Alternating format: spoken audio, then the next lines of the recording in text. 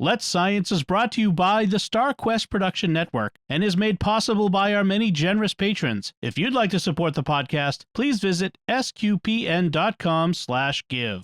3, 2, 1.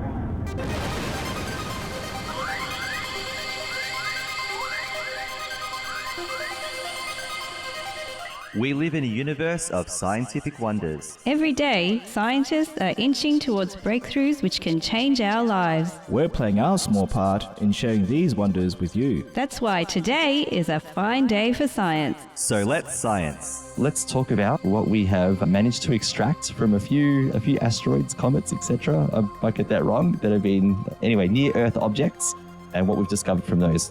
Over to you. Yeah, so I thought this time we would talk about the samples from asteroids that we've got so far, and an overview of their missions and some of the findings. So basically, just to recap for those who want a good definition, so an asteroid is really a small rocky object that orbits the sun. They're smaller than planets, a lot smaller than planets, and most of them are found in the asteroid belt, which lies in our solar system between Mars and Jupiter. So by studying asteroids, we hope to find out the important information of our solar system and potentially the origins of life on Earth. They're thought to be remnants of the early solar system, and they can act as time capsules that preserve life's earliest stages.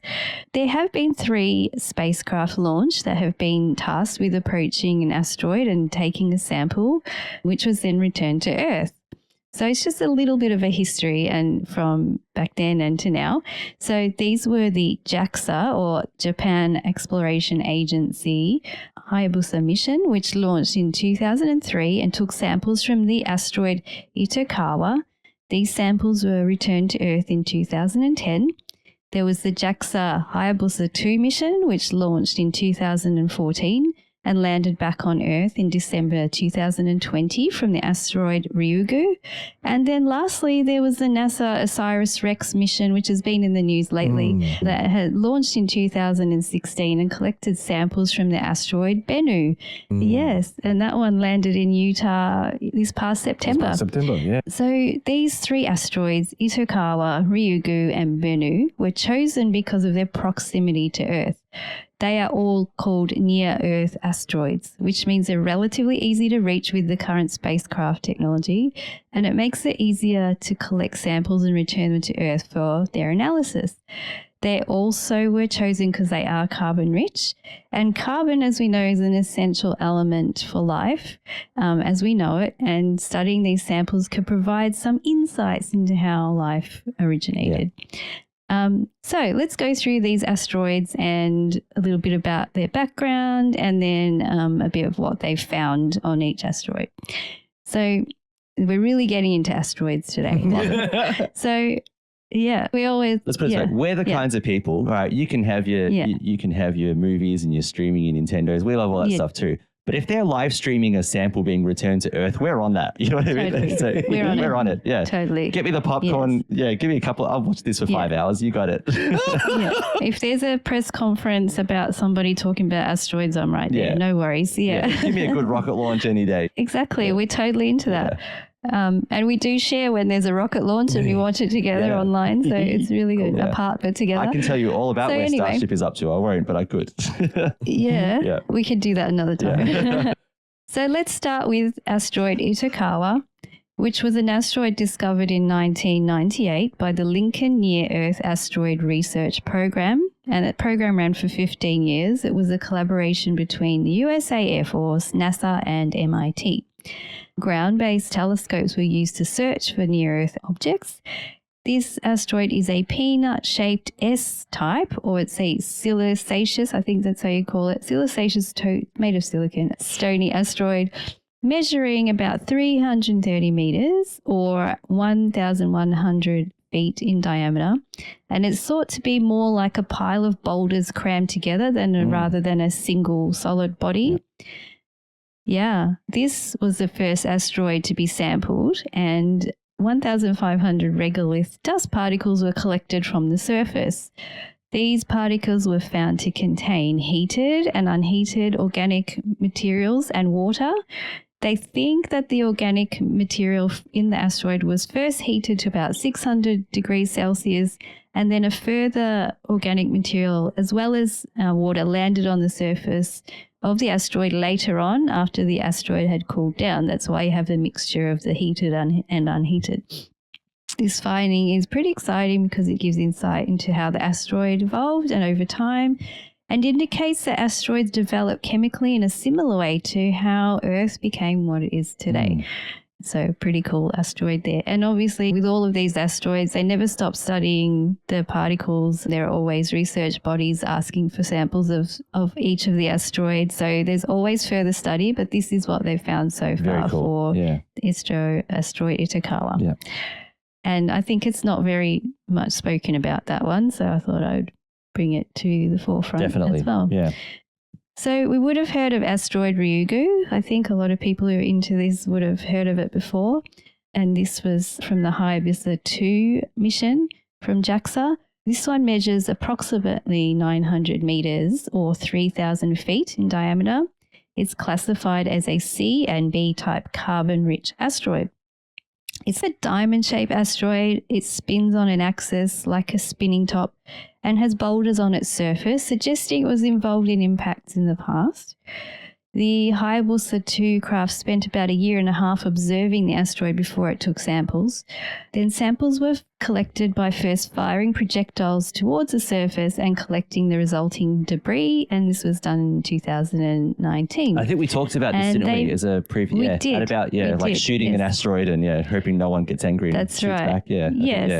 It'll be in one of our past episodes. I don't know the number off by heart. Very cool. Episode number off by heart, but we did go into depth. Yeah. They did end up collecting about 30 milligrams of the sample from this asteroid. In July 2021, the samples were extracted and analysed. And upon analysis, they found that the asteroid contained water, carbon, nitrogen, and oxygen, as well as a large variety of organic molecules, including 20 different kinds of amino acids. So we know amino acids are the base unit of proteins, which are very important to life, like in our muscles are made of proteins. Plants contain proteins, enzymes. So proteins are pretty important. So it's amazing they found the amino acids on these asteroids. Yes. It's quite a significant discovery, I'd say. So in March this year, it was announced that also uracil, which is a nucleotide base of RNA, and vitamin B3, which is niacin, was also found in the samples. Crazy. So that is pretty cool. Yeah. And RNA is an important molecule because it's used in the translation of DNA to protein in our bodies. And now we have no proof, but it adds to the case that there could be life somewhere else. If all of these molecules and proteins, etc., are common to our universe, it makes you wonder if there are, for me, it increases the case that it's possible that there could be life somewhere else as well.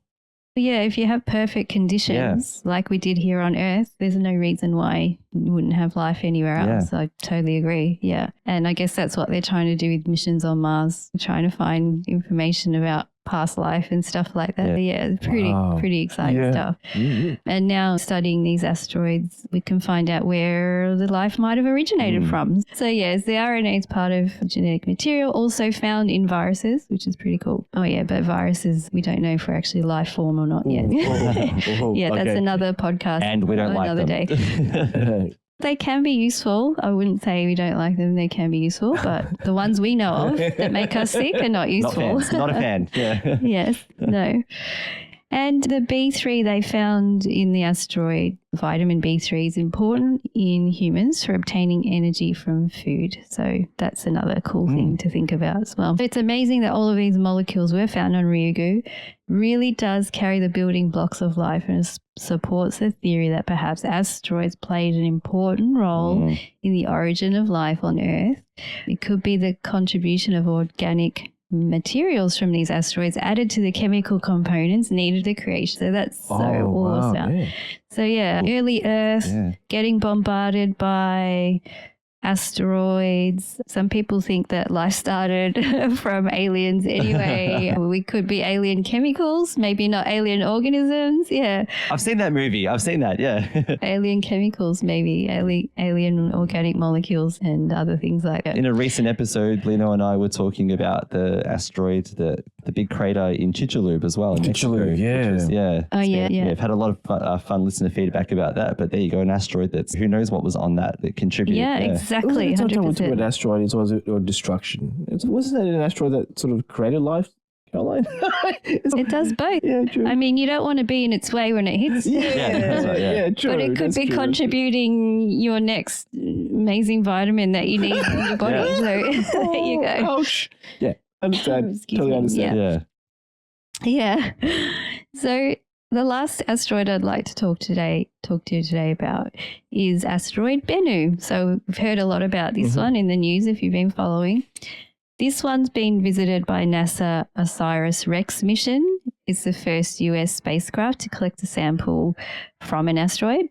So Bennu is a B-type carbon-rich asteroid. It has a diameter of 490 meters or 1,610 feet.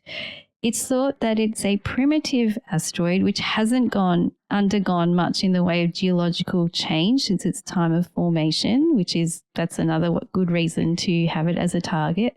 It was probably formed in the asteroid belt between Mars and Jupiter after breaking off a large asteroid between 700 million and 2 billion years ago. Wow. And this asteroid is actually on the Century Risk Table, which means it's actually a potentially hazard object to Earth. Oh, According to NASA, we may be getting a very close-up view of Bennu in about 159 years. So Not too close, I hope. hopefully it's not that close. Yeah. Wow. Bennu makes a close approach to Earth every 6 years and has had 3 near-Earth encounters in 1999, 2005 and 2011. And scientists currently estimate a 1 in a 2,700 or 0.037% chance of Bennu impacting Earth by 2182. So maybe might probably miss. NASA explained that while the chances of hitting Earth are very low, Bennu remains one of the 2 most hazardous known asteroids in our solar system, along with another asteroid called 1950DA, which they haven't given it another It's a terrible name. Yeah. Terrible name. Yeah. They should call it, I don't know, Angry. Angry. Something close by. Anyway, that's just to the top of my head name. So since the sample of these asteroids have only just been returned to Earth, it'll take some time for us to know the exact chemical composition of the samples. But the first look at the sample could be seen on the container lid and base when it was retrieved, and it showed a fine-grained dark material. 250 grams of the sample was collected, which is the most out of all the asteroid missions so far, and more than NASA was expecting to collect, because before the sample canister was stowed away after collection, samples actually seen leaking out of it, and they were a bit worried. Yeah. Yes. So I remember when NASA collected the sample, they used a robotic arm to touch the asteroid and shoot some nitrogen gas onto the surface. I'm pretty sure we spoke about this as well. They were thinking that the asteroid wasn't going to be as soft as it was, and it blew much more material into the air than they were expecting, and they managed to collect quite a bit. Yeah. Wow. There is some great footage of this sample collection, and there is a link in the show notes for this one. There's just a quick YouTube video, so you can have a look. I recommend anyone to watch it. It is very cool. Yeah. It's really cool. It's really cool. Yes, totally cool. Lately, actually, NASA, I think it was October 10 or 11 this year, recently, NASA did a press conference to talk about the preliminary finds that was taken from the sample Bennu, and they found that the sample is made up of hydrated clay minerals, meaning they contain water, and they're made up of dust and large-sized particles. They also found that there's iron oxide type minerals as well as carbon and organic matter when they looked at it using fluorescent microscopy. And they said the sample was described as an astrobiologist's dream. So it's made up of a whole concoction of everything that could beginnings of life. And all of this is actually from the sample that's outside the canister. They haven't actually opened up the canister yet because there's so much stuff on the outside that they're very meticulous about collecting every single particle first. So, yes, they will be first doing that and then opening the canister and then having a go for it. And then they'll be open up for submissions by various scientific groups who can apply to have some sample and do some studies. But I thought I'd also mention that Osiris-Rex didn't land back here. It actually kept going into Osiris Apex. Yeah, it's still out there. That's it. And it's going to the Apophis asteroid to sample that one as well. Cool. Then I thought I'd quickly mention a couple of other quick asteroid missions. So the Lucy mission is coming up. Yes. That will be following a group of Trojan asteroids that actually follow the orbit of Jupiter around the sun. Wow. So it's currently on its way there. Yep. Wants to actually do some asteroid hopping, so going from one to another, which would be really cool. Yeah. I was going to say, it's like island hopping we have is asteroid hopping. Asteroid hopping, Asteroid hopping. Cool. And then another really cool one is the Psyche asteroid, which is thought to have a high composition of metal, probably nickel. Oh, nickel. And that will be launching, if it hasn't launched already, soon. Did I see that launch? I must have. So, yes. Pretty exciting. They're calling it Asteroid Autumn in NASA at the moment because there's so much asteroid science going on. The planets, everything is exciting when you're talking about space. And even these little simple asteroids, they're not so simple after all, as we're finding out. So, there you go. Love it. That's so good. You can just imagine being a scientist who is working on the Osiris-Rex samples, and I don't know how you're not excited every day you go to work. I don't even know how you'd go home because you'd just be buried in that. Just the excitement of every discovery is something exciting. Yeah, it's true. It is. Yeah, I love it. And that's why I love watching NASA press conferences too, because all the scientists are just so excited. Yeah, that's right. They're all energized. They just make you excited as well, and it's so great. And the science is great too. They love to explain simply things that they're finding or hope to find. Yeah, really good. Wow. I just wanted to add, as a side note quickly, on a slightly different topic. We had a question in our Discord about Jupiter. We might look at that next episode, unless you want to say something about it quickly now, Caroline, or do you want to do a bit more homework about Jupiter being the vacuum cleaner? I could do a little.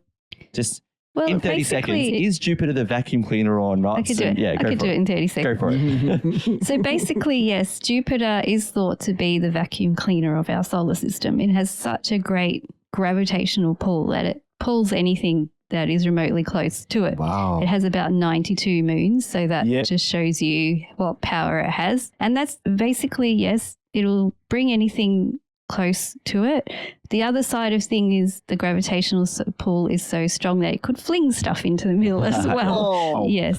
But basically, it is thought to be the vacuum cleaner, and it probably does protect the inner planets from large objects that could otherwise just sail past and crash into us. But so there you go. It's like one of those vacuums with the reverse button. It can both suck things up but also blow things out. Blow things out. That's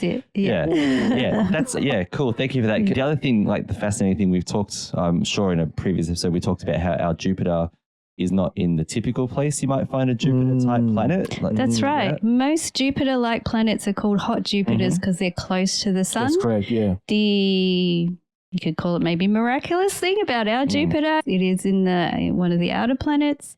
And, being the vacuum cleaner, you can see how it does something amazing for our planet, being like a bodyguard, I guess, protecting from anything. Could you say it's contributed to the fact that we're here at all, or in some way, or is that going too far? That's something you can ponder, isn't it? I mean, you can really think about. Earth is just the fact that we're here, the place where Earth is in the solar system. It's like the Goldilocks thing. Yeah. It's not too hot, not too cold. If you look at Venus and you look at Mars, they both potentially could have life on them if their conditions were better. Potentially they did have life, but Mars doesn't have such a great magnetosphere for some reason, and the atmosphere gets blown off. It's mostly carbon dioxide. There's evidence that there could have been water there. What happened to it? And then you look at Venus, it's got sulfurous clouds. It's hot. It's the hottest planet in the solar system because of the thick atmosphere. But when there were landers, the Russian landers actually a while ago landed there, they found that there were geological features that looked very much like what was on Earth as well. There's no life there that we can see. So these are fun things to think about, really. Yeah, totally. Let's Science is brought to you by StarQuest Media and is a fortnightly podcast that brings you the scientific wonders of our universe from a distinctly Catholic point of view. For more from Caroline, Lindsay, and friends, listen to the StarQuest show, Catholics of Oz. Find links from today's show at sqpn.com/science and find the Catholics of Oz at sqpn.com/Oz. Be sure to follow the show in Apple Podcasts, Google Play, wherever you can find podcasts, or on the SQPN YouTube channel. The generous donations of our patrons at sqpn.com/give make it possible for us to continue Let's Science and all the shows at StarQuest, which makes our nonprofit mission possible. You can join them by visiting sqpn.com/give. Join us next time for more scientific wonders, and thank you for listening to Let's Science on StarQuest.